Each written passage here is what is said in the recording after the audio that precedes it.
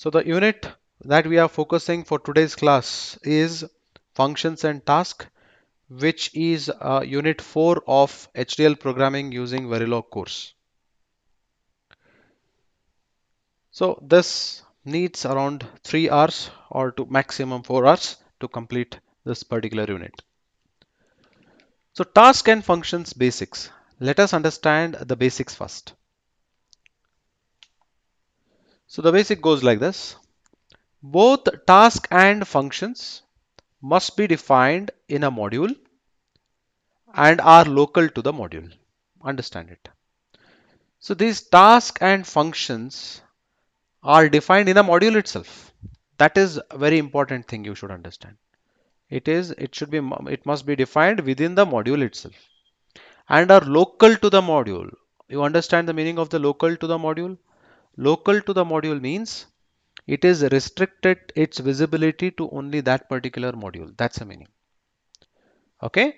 So tasks are used for common Verilog code that contains delays, timings, event constructs, or multiple output arguments. It means whatever delays, event controls that you have already learned, same things are applied even for task. That's it. Okay. First point is tasks are local, means it is defined within the module. Next is task are can be used in a similar manner like how you are writing a Verilog code. It can consist of delays, timings, event constructs, and so on. Functions. Then what are functions? Functions are used when common Verilog code is purely combinational. For example, if there is a combinational circuitry, then we prefer functions in order to make the main code look very simple. If there is a repetitive task to be performed within a Verilog module, then we prefer usage of functions. And it executes in zero simulation time and provides exactly one output. This is what is the difference from the task. So task will not execute in zero simulation time, and task, it's not like it provides only one output. Task may provide more number of outputs. So this is one of the difference. Functions are typically used for conversions and commonly used calculations. For example, functions where normally we find it's useful is, think that you want to convert a number system from other number system. We write a function for it because in a very big project you are working on, think that it is working on an octal number system or hexadecimal number system. So you will be giving inputs in binary. So whatever binary you give, so it'll if you call that function, if you feed that input to the function, and that function will generate the output in the required number system. What is the use of it? Because in your project somewhere you have preferred to use a particular number system in order to perform the rest of the operations. So until you go into or change your input variables to the proper number system, that processes will not happen. So in that cases we normally use this as a conversions. Okay. And also it is commonly used for calculation like adder implementation, multiplication implementation, parity, so on. Okay. So these are some of the applications for the task and functions. So continue it. Task can have input, output, in outputs. It can have almost all, whatever the Verilog module can have. Task looks almost similar to your Verilog module itself. If you write task within the module, means it's like having a module within a module, right? So that was not possible up till now, right? To have a module within a module, but you can have it now in the form of task. You can have a task inside the module. So functions can have input ports. So functions can have input ports, but it will return only somewhere I read it. Yeah, it exactly provides only one output, right? It returns it returns only one output. Okay. In addition, they can have local variables, registers, time variables, integers, real or events. Okay. So all these things you can have in the functions. Task or functions cannot have wires. You remember, task or functions cannot have wires. I underline this. It will not be having wires. Task and functions contain behavioral statements only. Remember this. It contains behavioral statements only. Task and functions do not contain always or initial statements. Remember, task and functions does not contain always or initial statements, but are called from always block. Remember this, but are called from always block or initial block or other task and functions. So these are the points to be remembered. Now, before we proceed to understand the task and functions in detail, let us differentiate between these two things and then we shall proceed. Okay, so here is the difference. A function can enable another function but not another task. Okay, remember this. Function cannot enable another task. But in contrast with functions, the task can enable other tasks and functions as well. Means task can enable functions, but functions cannot enable task. Means you cannot use a task within a function, but you can use a function within a task. I hope you are understanding. Think that it is a function and it's a body of the function. You cannot use a task. Think that it is a task, and within that body you can use a function. This is possible, this is not possible. That's what is the first difference. Function always execute in zero simulation time. This also we witnessed in the earlier slides. Task may execute in non-zero simulation time. This is second point. Function must not contain any delay events or timing control statements. So function will not contain all these things. It will not be having delay, event or timing control, whereas task may contain delay, event, timing control statements. Okay, this is again an important difference. The next important statement is differences. Function must have at least one input argument. They can have more than one input. Means it should have at least one input argument compulsorily. You hope you understand what's the meaning of input arguments or output arguments and all. So whenever you are calling a function, you need to pass some values to it. So while passing some values, the functions in the Verilog has a compulsion stating that function must have at least one input argument. It means you can have three or four or more than one. But the condition is you cannot have no inputs. You should have compulsorily one input arguments at least. That's a condition of the function. Whereas task may have zero or more arguments of the type input, output, or inout. It's like a module, I said. You just remember it for easy purpose of remembrance. Function always returns a single value. They cannot have output or inout arguments. See, when I say functions always return a single value, means it is fixed. Function always returns single value. So why need to mention explicitly about output or inout? Anyways, it is returning only single value. So hence, you should remember that function cannot have output or inout arguments. It can have only input arguments, and function always returns a single value, no multiple values. Okay, single values may be vectors also, multiple bit vectors also. Okay, whereas task may have zero. See, task may have zero or more arguments of type input, output, inout. In module also, while writing stimulus block, we were not mentioning any ports, right? Input or output, we were not mentioning it. In the same manner, may also have a zero arguments, or it may even have input, output as well as inout arguments. Task do not return with a value but can pass multiple values through output and inout arguments. So it's just like instantiation of a one module to the other module. Task can also be used as a passing multiple values using these outputs and inout arguments. Okay, so this is the difference. I can say it to be a very important difference because lot many times it has appeared in the exams. Okay, next, more about the task. Now we shall dig up in detail about the task. So tasks are declared with the keyword task and end task. Task and end task are used to declare the keyword. I mean to declare the keywords means task always start with a keyword called task. Task always end with a keyword called End task. Tasks must be used if any one of the following condition is true for the procedure. See, when the task should be used. That's the question, right? We are now comfortable with usage of the three different styles of modeling. Now you might have understood that you can write code for anything of your wish. Why need to learn all these tasks and functions? Of course, you can write the Verilog code of any projects without task and functions help. But these additional features that are provided in the language constructs will help you to simplify the code. That's the reason why we use task.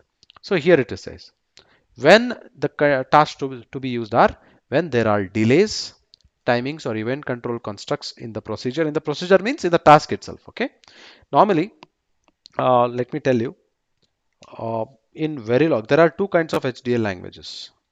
One is Verilog that you are learning now. The other one is VHDL. VHDL stands for VHSIC HDL. VHSIC stands for very high speed integrated circuits. HDL stands for hardware description language. So here in this Verilog, we have functions.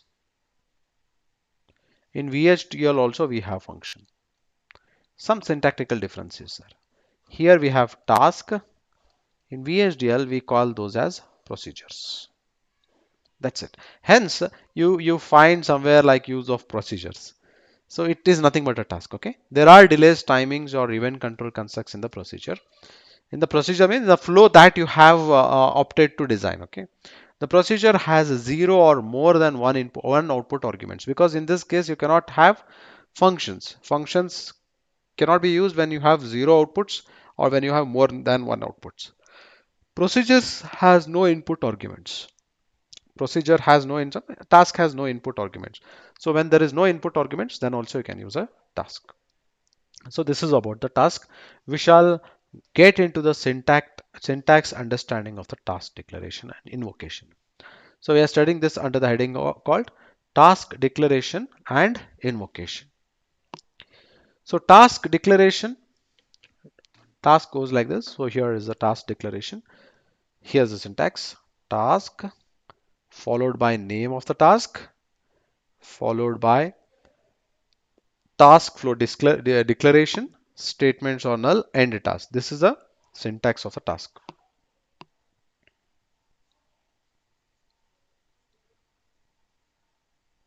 Okay. Now we shall break it into pieces and we shall learn it.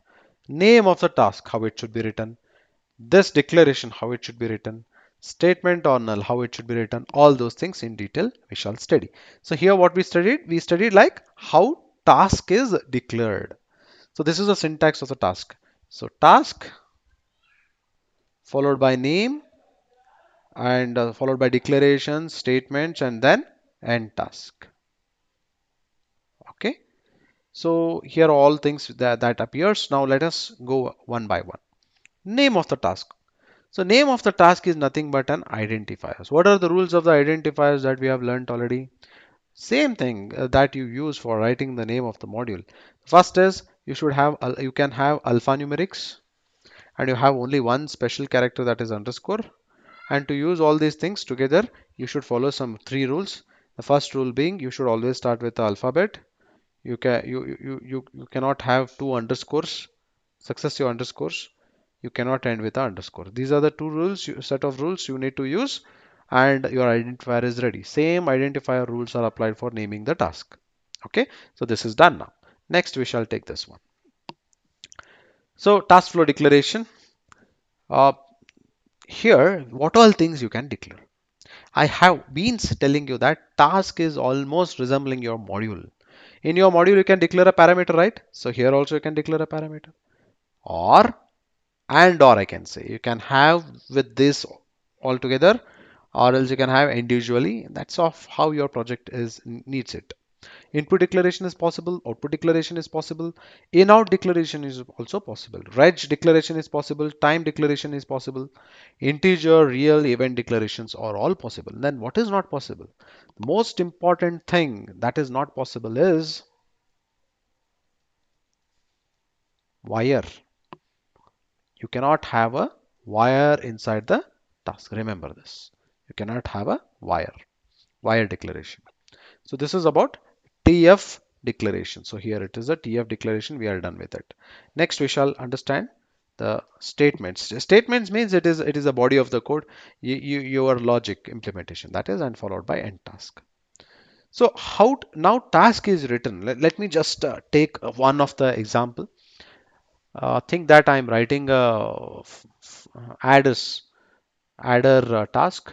Let me write it as task full adder 4 bits. This is a task name, followed by we write uh, semicolon, we declare input a it's of 3 down to 0, a comma b, then output, it is also 3 down to 0, sum, right? Again I have input, c in, output, c out. Okay, so this is the declaration. Okay, so once the declaration is done, you have to write the statements, and then comes end task. So this is a task declaration. Till now we spoke about only task declaration, and now we shall discuss about task invocations. In syntax means this task I'll be calling inside the module, right? I'll be writing the module, Verilog module. So there, the module will be having its own name, port declarations, all those things. Somewhere in the body of the module, I'll be calling this task. When I call this task, this gets called and the execution pointers pointed here and it will get executed. Now the question comes in the Verilog module, how to invoke this task that is already written. So to invoke it, this is a syntax. We call this as task invocation syntax. So how to enable it? See, task enable. Name of the task, semicolon, that's it. Name of the task, semicolon, that's it. Or else there is always a way, one more way. It's like having fa underscore 4-bit, that's it. Or else the other way is name of the task, you can pass on the some expression, some inputs and outputs. You can even pass on that particular inputs and outputs here. Okay, so that option is also provided in the task invocation syntax. So this is about task declaration and invocation. So we shall understand the same things in the statements. So, these statements, whenever I orally explain, again, I'll be putting these statements for the reason that when you read it, when you refer these uh, PPTs, you should understand it. Okay, without my presence also. That's with that intention, I call it as handouts. Input output declaration uses keywords in input, output, and inout based on the type of the argument declared. Input and inout arguments are passed into the task. So whenever I say that arguments are passed into the task, it is the input and inout arguments that are getting passed. So input arguments are processed in the task statements. Output and inout arguments values are passed back to the variables in the task invocation statement when the task is completed. So once a task completes its work, this output and inout will receive the value back from the task statements after its execution. So task can invoke other tasks or functions. This we also witnessed in the differences. So what are the takeaways in this slide? So in the slide, task receives the input arguments through inout and input arguments. Task passes back the output values through output and inout arguments. And task can invoke other tasks or functions. These are the takeaways. Let us go in depth. Although the keywords inout, input, output used for inout arguments, this is input output arguments in a task, are the same as the keywords used to declare ports in the modules. There is a difference. So what is the meaning? Is you till now felt that task is no different than module. Then why we are learning this task again? When we already know the structural style of instantiation, why we need to worry about this task? That may be the question in your mind. But for that, the answer is there is a difference. There is a difference. That difference we shall identify now. So in module, ports are used to connect external signals to the module. So ports are normally used for connecting it to the external environment, whereas in task it is not so. It is just for passing the arguments through inputs and outputs. Input arguments in the task are used to pass values to and from the task. So that's the difference. So this in-out arguments and the modules input output ports both are different. Whereas modules input outputs ports uh, interact with the external world, it means the user or any other devices interface like that. Whereas task input output arguments are the arguments to pass the values in and out of the task. What is out of the task? It is module. Inside task is inside task. You can understand it. Okay. So input output arguments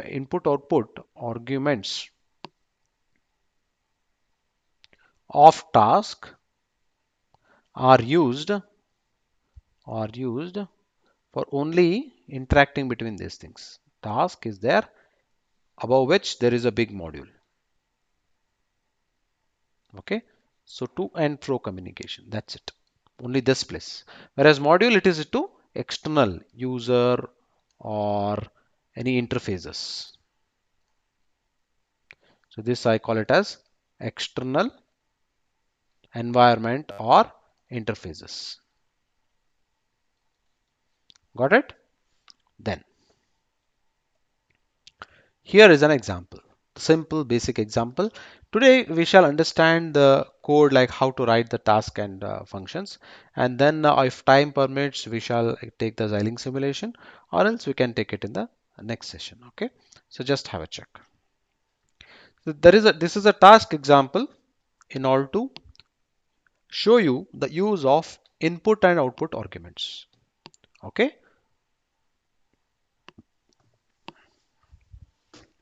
so module operation is a name of the module, and you know that there are no inputs and outputs specified here. Parameter delay 10 means wherever delay comes, it will be replaced by 10. I'm declaring A and B as 16 bits registers. AB and AB OR and AB XOR, I'm declaring it as again 16-bit registers. Always at A or B means whenever there is a change in a value of A or B, then you have to execute this, or it behaves as sensitivity list. So here what I'm doing is I am invoking the task. You can see here, this is the task name. This is the task name. What is the name? Bitwise underscore operation. The meaning is operation. Okay. AB underscore and AB underscore or AB underscore XOR A comma B. So these all are the arguments. These all are the arguments. Let us see how these arguments are treated in the task. So I simply started the module, defined its respective inputs, register, parameter declaration. I did always block I initiated, and it is a task is called within the always block. So hence I am using always block, called the task. So if within the always block, you cannot instantiate in the structural style, that you are knowing right now, but task can do it. Task can definitely do it, right? Task can definitely do it. So what we do is bitwise upper. So I'm calling this. So here will come AB and will be mapped with this AB, small AB, and this AB OR is mapped with small AB OR. Capital AB XOR is mapped with small AB XOR, and similarly AB is mapped with small a and b. And in task I am taking these AB and AB or AB XOR as an output and AB as an input. So whenever there is a change in the value of A and B, A or B, then this particular value will be fed as an input arguments in the task, and this will be reflected here because it will follow the order. First is this is mapped with this is mapped with this is mapped with this, A is mapped with the small a, and B is mapped with B is mapped with this B. Now begin hash delay. So I'm specifying certain amount of delay. After that, AB underscore and equal to A ampersand B. AB underscore or A or B. AB underscore XOR A XOR B. So this is how the code is written. Simple like AND gate, OR gate, XOR gate. That's it. I'm writing the XOR gate just to detail you about how the task executes. Okay. End task. See, this end is for the begin within the task, and end task is for ending the task. And after that, end module. You can see here, this task is within the module. This is local to the module. That you should remember. So it should come within the module itself. Okay. So once this has the answers of AB underscore add, AB underscore or, AB underscore XOR, these things are reflected in the same order. It will be mapped back to the particular module ports or registers. So here it is. So hence you'll have the answers in the capital AB and AB or and AB XOR. So this is how the task executes. Let us see our, we can take it in the Xilinx environment.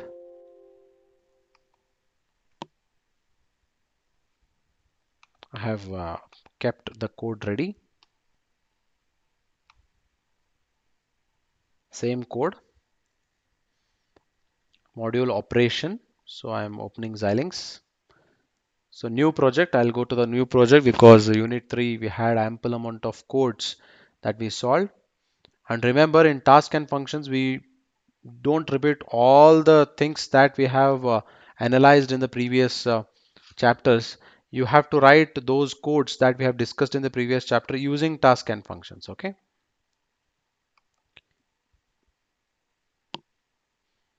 So operation is, oh, I kept it as a project name itself. I should have not kept it in that manner. Let it be. I'll close it.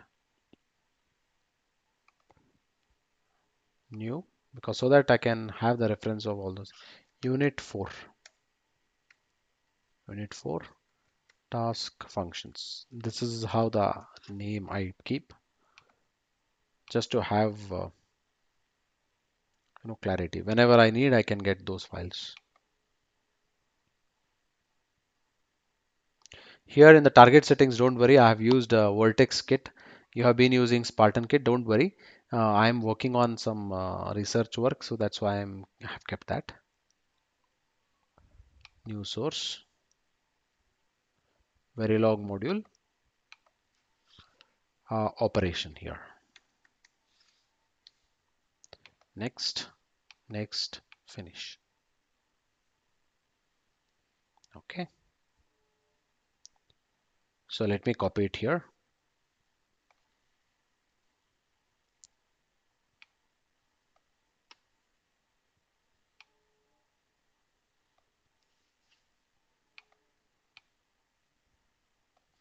Yeah, so it's done. I'll zoom it. Same code, you can see here, same code it is. Same code, no change at all. Only thing is I have used a monitor display, I mean monitor system task in order to display all these outputs and inputs. And I have written stimulus block also, wherein initial begin, A's value, B's value I'm forcing. After that, the same code, always at A or B begin, and so bitwise operations, all those things it has been written. And then define task bitwise, this bitwise task, I mean task has been written here. So I'll save it and I'll synthesize it. I mean, synthesis was not required because I don't have inputs and outputs.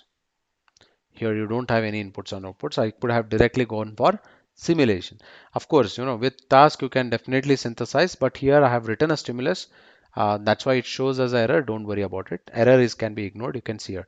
What is the error? Module operation has no ports. That is intentional, right? You did not have the inputs initially also. You made it as intentional. In order to just check the working of the task, we have made it like that, right? So directly I go for the simulate behavioral model because we are concerned more about the simulation. That's it. For synthesis purpose, compulsorily you need to have inputs and output ports declaration in the module.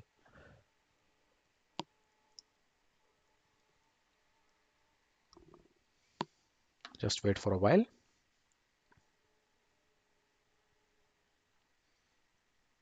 Yeah, you can check here. Let me change its if I change it, it will not be correct. So you can see here A ANDed B. So A and B. 1 ANDed with 0 is 0, 1 ANDed with 0 is 0, 1 ANDed with 1 is 1. So AND gate, OR gate, XOR gate outputs are working perfectly fine. So means task works perfectly fine. If you mention input and output, even it gets synthesized.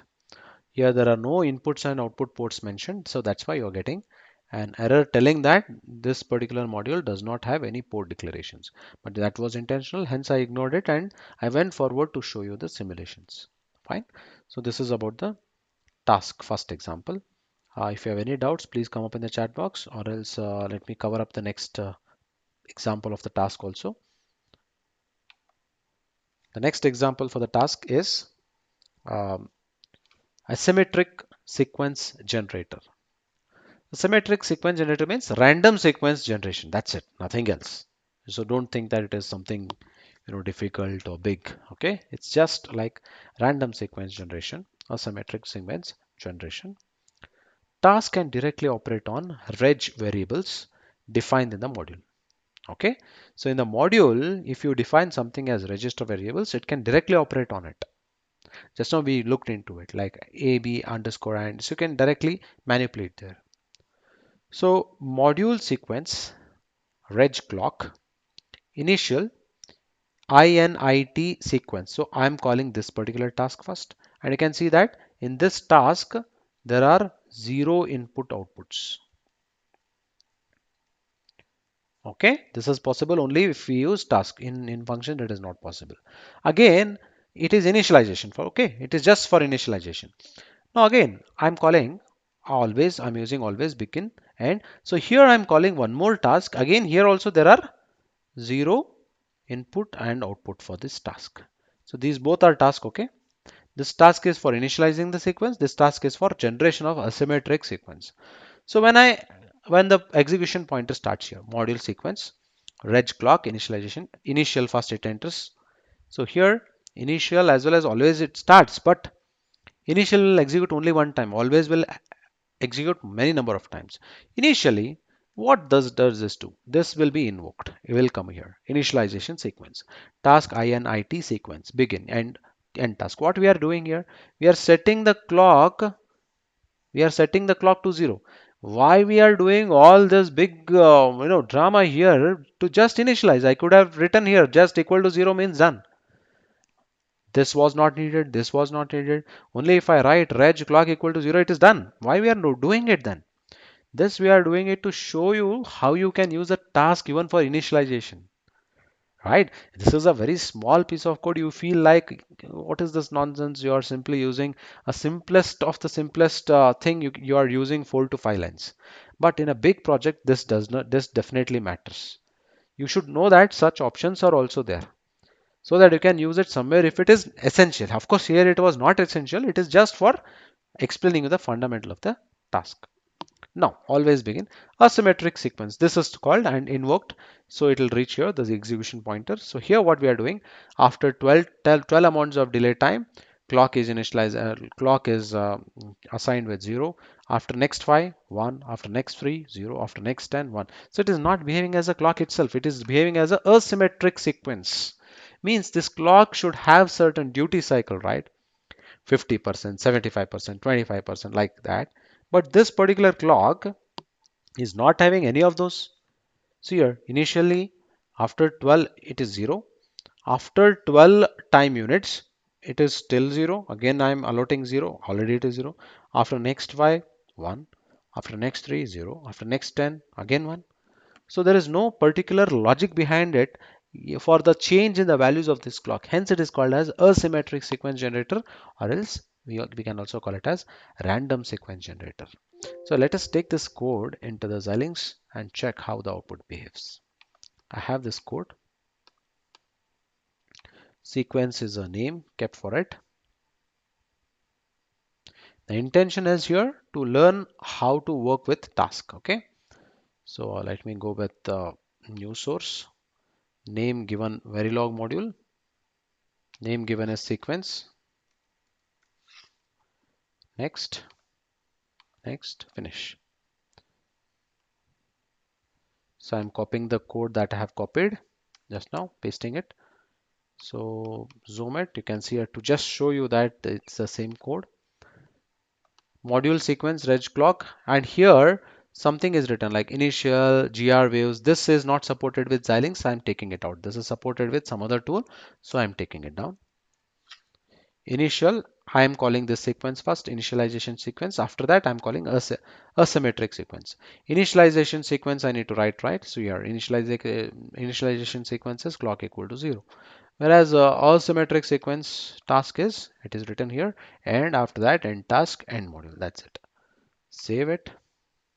Again, we don't have any ports in the module, right? If I synthesize it, it will show you an error. Directly, we shall go to the simulation. Simulate behavioral model.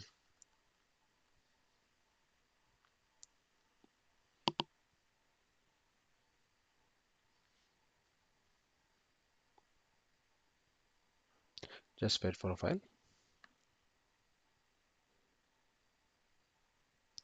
Zoom to fit. I'm zooming it. See here.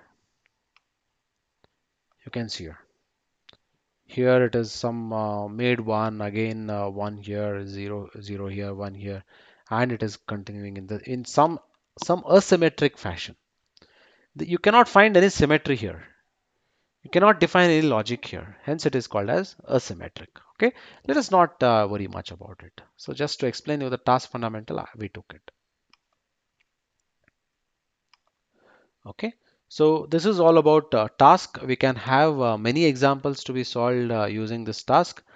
I want you people to take the problem statements on the task by yourself to say some like you can use a task in order to write a Verilog code for 4-bit triple carry adder, wherein you should use a task for full adder writing because you will be using 4 times full adder, right? Like that, you can write design a ripple carry counter using I can say um, flip-flops. So you can use a task of a flip-flop. So like that, you can choose the problem statements of yourself and you can try for writing the task. Okay. So in the next session, we are starting up with the functions, which is also a very important concept of this chapter.